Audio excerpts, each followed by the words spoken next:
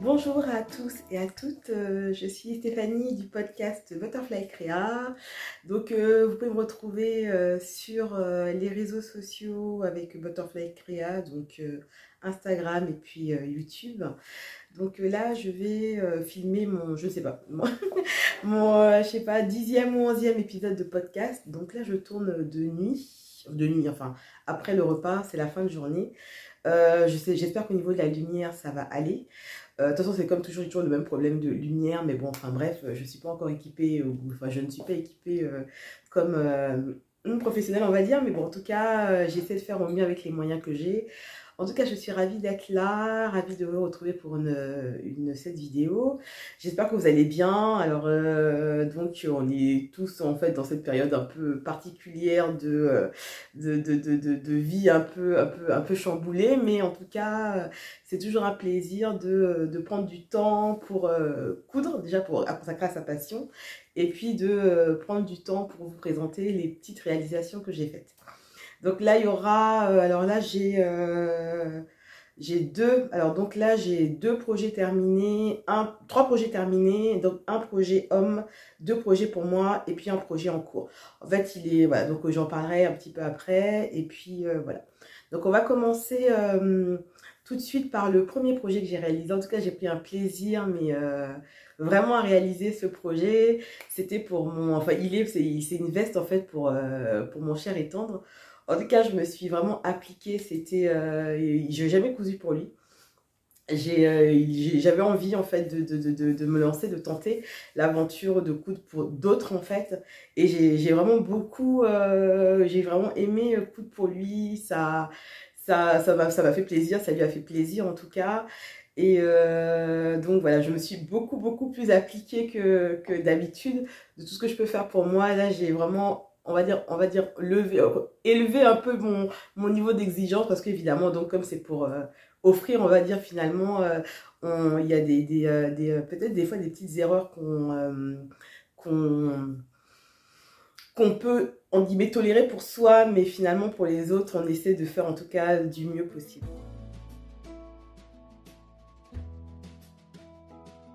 Alors donc il s'agit de la surchemise Rudolph, qui est une surchemise qui était dans le magazine La Maison Victor. La Maison Victor de novembre 2019, il me semble. Maison Victor novembre 2019. Je vais vous mettre le dessin technique en incrustation. Donc en fait, il s'agit d'une surchemise en fait droite, fermée avec une fermeture éclair. Bon, elle est un peu froissée parce il l'a portée. Hein. Fermée avec une fermeture éclair, des poches plaquées. Il n'y a pas de poche par contre sur les côtés, donc dans la couture, ni de poche paysanne, je pense que ça s'appelle comme ça. Donc moi ce que j'ai, avec un empiècement, il y a un empiècement, hop là, c'est compliqué. Un empiècement dos, ouais, c'est un peu, voilà. Donc il y a un empiècement dos, un pli dans le dos. Et moi, ce que j'ai rajouté, donc je le disais, c'est la doublure que j'ai rajoutée. Et en fait, ce qu'il y a de bien avec la Maison Victor, c'est que là, du coup, pour le coup, il n'y a pas les marges de couture. Donc, on peut vraiment repatronner assez facilement les pièces. L'autre modification que j'ai faite, c'est que j'ai rallongé juste les manches de 3 cm parce qu'elles étaient un peu courtes. Et j'avais lu quelques avis également sur Internet qui disaient que les manches étaient un peu courtes. Donc je pense qu'il y aura certainement une autre veste comme ça, avec en fait des poches. Je pense que je vais soit mettre des poches sur le côté dans la couture, parce qu'il m'a dit que ça lui manquait quand même des poches, que ça lui manquait quand même des poches. Et puis peut-être une poche à l'intérieur aussi, ou bien des poches paysannes. Les poches paysannes, j'avoue que j'ai pas forcément osé les patronner parce que j'étais vraiment pas sûre de l'emplacement, de l'endroit où j'allais pouvoir en fait les mettre. Donc du coup, j'ai préféré ne pas les faire, en tout cas pour la première version. Donc là en fait on a la taille, on a la bonne taille, j'ai dû faire quelques toiles quand même parce que je voulais que ça lui aille bien. Finalement, donc du coup j'ai fait une taille S au début, c'était un peu trop juste. Une taille L, c'était après beaucoup trop grand. Et puis finalement, bah, c'était le M qui allait bien. Et c'est sa taille en fait habituelle dans le commerce, quoi. Donc voilà. Bon là, elle est avec frein. Là, ouais, elle est quand même un peu froissée, mais donc voilà, je vous montre la veste. Alors par contre, au niveau des manches, les manches ne sont pas doublées. Moi, ce que j'ai fait, c'est que j'ai terminé les manches par oh, on voit pas très bien, par une pose de biais en fait. J'ai posé un biais pour les manches. Donc dans l'emmanchure, hop, dans l'emmanchure ici. Donc là, j'ai terminé avec un biais. Bon, il est pas, j'ai eu un peu de mal à poser le biais quand même. Mais bon, après je dis, c'est vraiment, c'est la doublure. Hein, donc du coup, on voit pas grand chose. En tout cas, je suis contente d'avoir cousu pour lui. Je pense qu'il y aura quand même quelques autres projets. Et puis comme je disais, ce qu'il y a de bien, c'est que c'est des tissus qui sont vraiment, enfin, pas fuyants du tout. Ils sont agréables à couper, agréables à coudre. Donc voilà, donc c'est vraiment des matières, je pense que je vais retenter pour lui, en fait, donc soit des bermudas ou des pantalons, enfin, j'irai bien. Donc voilà, selon les... Enfin, il a fait sa petite liste là, mais je prendrai mon temps parce que franchement, j'avoue que ça me met pas une pression, mais un degré de concentration au-dessus de la moyenne habituelle, on va dire. Donc voilà. Donc c'était là, c'est le premier projet dont je vais vous parler. Donc il n'y a pas de modification particulière. Franchement, il est assez simple à coudre. J'irais peut-être au niveau de la difficulté, peut-être, ce serait peut-être ici au niveau de au niveau du col, dans le niveau du pied de col, parce qu'il a une drôle de forme. Je ne sais pas si vous voyez, il a une sorte de forme de haricot, en fait. Donc c'est un peu galère à assembler, je dirais, et puis à poser. Sinon, rien de particulier. Après, des surpiqûres. Les surpiqûres, j'ai utilisé du tissu, du fil pour jean, en fait. Hop, voilà, là, on a la bonne couleur. Pour les surpiqûres, j'ai utilisé du fil pour jean. C'est tout. Rien de plus à dire. Voilà, il est content. Moi, je suis ravie. Donc, c'est très bien. Ensuite, on va passer, alors là, c'est vraiment, j'ai fait des projets vraiment ultra simples. Hein, parce que bah, j'ai fait ce dont j'avais envie et puis besoin surtout.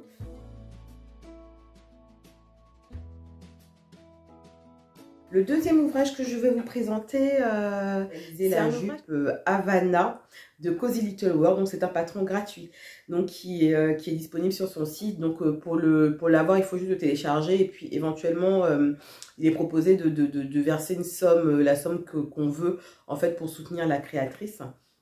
Donc c'est une jupe que j'ai réalisée en chambray bleu marine qui vient de chez Ma Petite Mercerie, je pense. Ma petite mercerie en chambray bleu marine qui vient de chez Ma Petite Mercerie. Donc voilà, c'est une petite jupe droite en fait, avec une coulisse élastiquée, avec un effet un peu paper bag. Donc en tout cas, elle est vraiment, au niveau des finitions, c'est nickel. Hein, c'est propre. Au niveau des finitions, c'est vraiment net. Alors je vais étendre un peu l'élastique pour qu'on voit. Donc voilà, au niveau des finitions, c'est vraiment impeccable. Tout est vraiment bien expliqué. Là, pareil.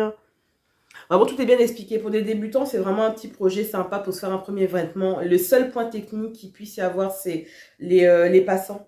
Je dirais les passants, poser des passants, mais bon, c'est pas très compliqué. C'est pas très compliqué. En tout cas, les explications sont hyper claires. Les marges de couture sont comprises, mais bon, ça va de la taille 34 à la taille 52. Et bon, franchement, c'est un projet rapide. Je pense que je m'en referai d'autres. Avec, je pense, avec un petit t-shirt blanc, une veste en jean, ça peut être vraiment très joli. Le seul bémol, oh, je vais mettre ça comme ça sera peut-être, voilà. Le seul bémol, c'est juste, j'ai eu l'impression, peut-être que j'ai fait une erreur, je ne sais pas, que les passants n'étaient pas assez larges par rapport à la taille de la ceinture. Parce que moi, la ceinture, elle a tendance à se plier en deux quand au porté, en fait. Donc là, vous voyez, elle a tendance à se plier en deux au porté. Donc, je pense que j'élargirai un petit peu les passants. Bon, après, c'est pas forcément gênant. C'est peut-être voulu, je ne sais pas. La ceinture, je l'ai entoilée d'un côté, quand même. Non, je ne l'ai pas entoilée. La ceinture, je ne l'ai pas entoilée. Non, je n'ai pas entoilé la ceinture. Là, j'ai pas entoilé la ceinture. Peut-être que c'est pour ça, je sais pas. Donc, voilà. Donc, ma petite jupe Havana. Donc, je n'ai fait aucune modification. C'est un patron gratuit, donc qui est téléchargeable sur le site de Cozy Little World. Donc c'est une marque que j'aime bien, j'ai déjà cousu, enfin moi j'ai un peu mon sweat fétiche, c'est le sweat Monceau ou sweat Courcelles, je ne sais pas, enfin bref, toujours la même chose qui me va bien et que j'aime bien coudre régulièrement. Donc voilà, j'ai fait absolument aucune modification sur cette chemise, cette jupe, pardon, je n'ai fait absolument aucune modification sur cette jupe.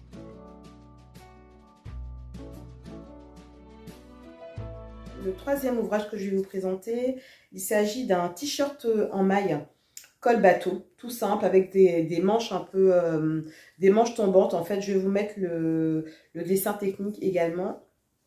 Donc voilà, Oups. Donc ça n'ira pas sur ce centre, il n'est pas assez, bon, il n'est pas assez large, je pense. Quoique, oh si, ça peut aller. Donc voilà, donc c'est un t-shirt tout simple. Alors il est plus... il est quand même plus turquoise quand même. Il est plus Pepsi que ça en fait à la en vrai. Hein. En réalité, il est un peu plus Pepsi que ça. Donc c'est un t-shirt manche longue. Il est proposé aussi en manche 3/4, donc en drop shoulder et en encolure bateau. Donc moi je l'ai cousu dans une maille que j'avais achetée il y a quelques années à la maison en tissu à côté de chez moi en fait. Tout simple, donc il était monté à la surjeteuse. Il y a un devant, un dos. Les manches, monter à la surjeteuse entièrement. Les ourlets sont faits en fait à l'aiguille double. J'ai fait mes ourlets tout simples à l'aiguille double. Je sais pas si on va voir quelque chose ici. Là, vous avez la vraie couleur, donc c'est un peu plus... Non, on voit pas grand chose. Je vais voir si je vous mets des photos ou pas. Enfin, j'arrive donc à l'aiguille double, donc assez simple à faire. Hein. Franchement, une fois que le tissu est coupé, ça va super vite à faire. Donc là, voilà, c'est vraiment un truc assez fluide, assez ample, vraiment agréable à porter. J'avais peur que le tissu, parce qu'il y a des fils un peu lurex, j'avais peur que le tissu gratte un peu, mais en fait, non, pas du tout. À l'intérieur, il est vraiment relativement doux. Je pensais pas que... Voilà. Donc, c'est un tissu que je m'étais acheté, qui est dans mon stock il y a peut-être 2-3 ans... qui date d'il y a 2-3 ans à peu près, qui était dans mon stock. Et donc voilà, donc ce petit t-shirt bateau, je pense que je vais m'en faire un autre. Il faudrait que je trouve un jersey assez fin, je pense, je sais pas. Je sais pas si... un jersey assez fin. Là, moi, en taille, la taille que j'ai fait la taille 2, donc il correspond à une taille SM. Alors le seul truc c'est que il est un peu juste au niveau des bras, donc ils sont un peu serrés au niveau des bras, donc je pense que la prochaine fois je prendrai celui avec la taille au-dessus, juste pour avoir une emmanchure un peu plus loose. Hein. Donc voilà, donc il n'y a rien à dire de plus.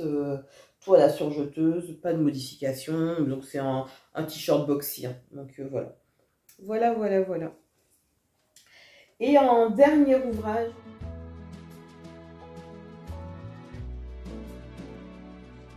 il s'agit d'une robe chemise, une robe chemise qui vient de chez Burda Style. Burda Style, je regarde, une robe chemise de chez Burda Style. Donc en fait, c'est... j'avais remarqué le modèle, quand j'ai vu je crois que j'avais acheté un peu le catalogue, le magazine pour ça en fait. C'est... une petite... hop là. Bon, elle est pas repassée parce qu'elle n'est pas finie. Hein. J'ai mis un bouton pour tenir un peu. Elle n'est pas repassée, elle n'est pas finie. Donc c'est une robe avec en fait des manches longues avec des fentes indéchirables. Donc il faut mettre les boutons aussi. Avec une fente, hop, une fente indéchirable. Un empiècement d'eau, des parmentures, des petites fentes sur le côté. Donc elle est fendue comme ça, je sais pas si on voit quelque chose, elle est fendue sur le côté. Le problème, non, j'ai déjà le tissu. Le tissu, c'est le tissu qui vient de la MS Box de Munasu, c'était la box de mai 2020. Oui, sur mai 2020, donc c'était une box avec, donc il y avait un tissu, un patron de robe et la mercerie qui allait avec. Moi, j'ai pas, à l'époque, j'ai pas cousu en fait le tissu. Et là, je l'ai cousu là avec cette robe chemise en fait de chez cette robe chemise de chez Burda Style. Je crois que ça doit être février 2000, non, mars 2020. Mars 2020, c'est le modèle 113. Alors, j'ai fait une taille sur cette chemise, j'ai fait une taille 44. Donc, je vous parlerai après des modifications que j'ai faites, des premières, enfin, des ajustements que j'ai fait. C'est vraiment les premiers gros ajustements que je réalise. Donc, on va d'abord parler du tissu. Alors, le tissu, c'est une viscose plutôt transparente. Donc, j'ai pas vu en fait au début quand j'ai cousu que c'était transparent. Alors, je sais pas si vous voyez, si on va voir quelque chose. Non, bon, enfin, de toute façon, là, il fait noir. Donc, c'est une viscose, je trouve qu'elle est quand même assez transparente. Donc, j'en ai fait une robe, mais je pense que je vais couper pour en faire une chemise, en définitive. Pour en faire une chemise en définitive. Alors, donc, ce que j'ai fait sur ces... J'ai coupé une taille 44 et j'ai fait mon premier FBA, donc Full Breast Adjustment. Donc, c'est en fait une méthode qui permet de, en fait, pour les personnes qui ont des poitrines au-dessus ou en dessous, on a le full breast adjustment, donc c'est au-dessus d'un bonnet B en fait, de pouvoir en fait rajouter un peu de matière au niveau de la poitrine pour ne pas en fait prendre une taille au-dessus et avoir justement la ligne d'épaule qui tombe. Donc, pour choisir la taille, sa taille, en fait ce qu'il faut faire, hein, c'est prendre sa taille, son tour de haut de poitrine, donc ici à ce niveau-là, juste sous les aisselles, rajouter 5 cm. Et là, on voit en fait, parce qu'en fait, a priori, pour un bonnet B, c'est le tour de haut de poitrine plus 5 cm, ça donne le tour de poitrine. Donc, on choisit sa taille comme ça. Une fois qu'on a choisi sa taille, on décalque son patron et ensuite, en fait, on fait le full breast adjustment. Je pense que je le referai une autre fois, bon, pour d'autres vêtements certainement, parce que je suis contente, parce que le résultat est vraiment sympa au niveau du tombé. Et donc là, en fait, ce qui se passe, c'est qu'il faut en fait justement rajouter de la matière. Et pour ça, j'ai suivi les vidéos de Christy Couture, donc qui fait des tutos couture pour des ajustements, pantalon, poitrine, fourche, enfin bref, elle fait vraiment des petits tutos qui sont vraiment très sympas. J'ai regardé des tutos en anglais, mais là c'est un tuto en français, donc c'était très bien, c'était parfait. Et j'ai vraiment trouvé mon bonheur en faisant cet ajustement là. Donc en fait ça consiste, comme je disais, à rajouter quelques centimètres au niveau de la poitrine. Voilà. Que dire de plus, donc moi j'ai rajouté à peu près 2 cm de chaque, 2 cm, donc ça fait 4 cm en fait, hein, pour ne pas prendre la taille au-dessus et ne pas avoir les épaules, la ligne d'épaule qui tombe. Donc voilà, donc là c'est pas repassé. Le tissu est joli, je trouve que le tissu est vraiment sympa, mais il est transparent. Donc soit, voilà, j'ai mis des petits boutons comme ça pour j'ai mis les petits boutons quand même pour dire que ça a l'air un peu fini, voir ce que ça donne. Donc voilà, donc là c'est un peu froissé parce que bah, forcément c'est pas c'est un encours. C'est un encours. Au niveau des modifications que j'ai faites, donc c'est les seules que j'ai faites. Et sur le modèle, il y a en fait des petites pattes de manches que je n'ai pas mises. Donc c'est un col chemise qu'il y a de plus classique, hein. Un col chemise qu'il y a de plus classique, avec l'intérieur, avec un empiècement, avec la méthode du burrito. Les explications dans Burda, donc c'est inexistant. Donc il n'y a vraiment pas d'explication du tout. Donc du coup, je me suis débrouillée un peu avec les connaissances que j'avais. Et puis voilà, donc tout est fini à la surjeteuse. Enfin, voilà. Ce que ça donne, donc fini à la surjeteuse. Alors donc c'est tout. Je pense que c'est tout ce que j'ai à dire sur ce patron. Alors là, j'ai oublié en plus. Non, c'est tout ce que j'ai à dire sur ce patron. Alors j'ai d'autres cousettes que je vais pas vous présenter là, que je vous présenterai une autre fois, mais je mettrai les photos, je pense, sur Instagram quand même. Donc voilà. Et donc voilà, pour aujourd'hui, c'est tout. Je pense que j'ai tout dit. Je pense que j'ai rien oublié. Les tailles, enfin, bon, de toute façon, si j'ai oublié, c'est, on va dire, c'est un peu ma marque de fabrique, hein, c'est tout moi. Et par contre, pour terminer, je voulais juste vous parler d'une, enfin, je ne le fais pas souvent, mais je vais vous parler d'une lecture que j'ai faite. Je vais vous mettre le livre également en incrustation. Il s'agit de L'œil le plus bleu de Toni Morrison. Donc Toni Morrison, c'est une, comment on dit, une autrice américaine qui est décédée il y a quelques années maintenant, il y a 2-3 ans je pense. Et en fait, qui est L'œil le plus bleu, donc ça se déroule, en fait c'est un livre qui m'a vraiment, en guillemets, marqué, bouleversé, percuté, même si ce sont des réalités que tout le monde, en guillemets, connaît pour certains, subissent pour d'autres, et ou ne, comme ça n'interpelle pas certains, mais enfin bref. Donc c'est l'histoire de deux petites filles noires, donc une qui rêve en fait, donc c'est son parcours qu'on suit, une qui est très fière en fait de sa couleur, et l'autre en fait qui rêve d'avoir les yeux bleus pour qu'on la trouve jolie. Donc on parle du parcours de cette fille dans l'Amérique ségrégationniste des années 40. Donc le parcours de cette petite fille en fait qui n'a qu'une seule quête, c'est en fait avoir les yeux bleus pour devenir jolie. Donc en fait on a tout l'histoire de sa famille, qui est une famille un peu dysfonctionnelle quand même, toutes les mésaventures qui peuvent lui arriver. Et Toni Morrison a une plume vraiment comment on dit, percutante, juste, qui ne juge jamais en fait, c'est-à-dire que les faits sont posés d'un côté ou de l'autre, et chacun en fait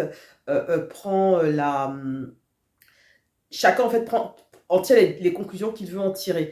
En fait, il n'y a aucun jugement qui est porté, donc on voit quand même vraiment le parcours de cette fille, et voilà, soit on se met à sa place ou pas, quand on peut, soit on se met à sa place ou pas, mais en même temps on voit aussi, quand on lit cet ouvrage qui se passe dans les années 40, on voit quand même qu'il y a un chemin qui a été parcouru sur ce point-là, même s'il y a encore beaucoup de travail à faire, hein. Et en tout cas, moi, je vous conseille vraiment cette lecture si vous voulez en tout cas apprendre le pourquoi, en tout cas, de certains comportements de certaines personnes, aussi bien des personnes blanches que noires, le pourquoi voilà, le pourquoi. Ça peut être vraiment très édifiant et très inspirant. En tout cas, la fin est vraiment très brute, hein. La fin est vraiment dure, hein. Même si on s'y attend quand même un petit peu. On s'y attend un petit peu, mais est-ce que cette petite fille, en fait, arrivera à avoir les yeux bleus? On va dire, la raison nous fait dire que non, mais la lecture de ce livre de Toni Morrison nous apprendra peut-être autre chose. Donc en tout cas, si vous avez envie de le lire, lisez-le, et puis bah, faites-moi un retour. C'est un petit roman, il fait... pardon. C'est un petit livre, hein, je vous montre comme ça, il est à l'envers, mais il fait quoi, 200 pages. Et moi, je l'ai lu, enfin, en une semaine, c'est même pas, quoi. C'est lu, et encore, je suis pas une grosse lectrice, hein, quand même, donc... et vraiment la plume de Toni Morrison. On peut être un peu perdu quand même des fois, parce qu'il y a beaucoup au niveau de la temporalité, parce qu'il y a beaucoup de passé présent. En fait, on a l'histoire du papa de cette fille on a l'histoire quand il est enfant, après on reparle de lui en tant qu'adulte et père, etc. Donc il peut y avoir un peu des temporalités comme ça qui peuvent être un peu perturbantes, mais en tout cas on se retrouve quand même très bien. Donc c'est tout ce que j'avais à dire pour aujourd'hui. Donc c'est une vidéo qui est toujours trop courte. Alors moi j'adore les podcasts longs, mais je fais toujours des podcasts très courts parce que j'ai envie d'être concise, claire, et voilà. En tout cas, je vous dis à très vite. Je vous souhaite une belle soirée. Là, il fait noir. Moi, je pense que je vais aller me plonger dans une autre lecture, en tout cas. Et puis, je vous souhaite en tout cas une bonne soirée. J'espère que vous avez passé un bon moment. Merci d'être resté jusque-là. Et puis, à très bientôt. Au revoir.